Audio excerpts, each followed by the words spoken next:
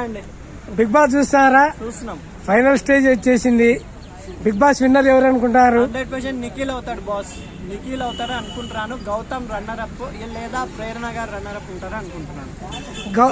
Gautam versus Nikhil పోటీలో Gautam winner అవుతారని కొంతమంది అంటారు. గౌతమ్ మిడ్ వీక్ లో వచ్చారు కానీ ఆయన గౌతమ్ ఆటపరంగా నిఖిల్ కొంచెం హైయెస్ట్ ఉన్నారు కాబట్టి నిఖిల్ గెలుస్తారని అనుకుంటున్నాను. ఇప్పుడు గౌతమ్ నిఖిల్ ఇద్దరు యష్మి లవ్ లో అప్పుడు కొద్దిగా గొడవలు జరిగాయి కదా. మరి నిఖిల్ ఇండైరెక్ట్ గా యష్మిని లవ్ లో ప్రేరేపించాడని కొంతమంది అంటారు. దాంతో వాస్తవం అంటారా? 100% అండి. నబీల్ ఉండాల్సిన ప్లేస్ గౌతమ్ వచ్చారు 100% గేమ్ పరంగా. ఇప్పుడు నిఖిల్ కూడా టాప్ 1 లో ఉన్నారు. కంపల్సరీ కప్ గెలిచే 100% అవకాశాలు నిఖిల్కే ఉన్నాయని నేను కోరుకుంటున్నాను అండి.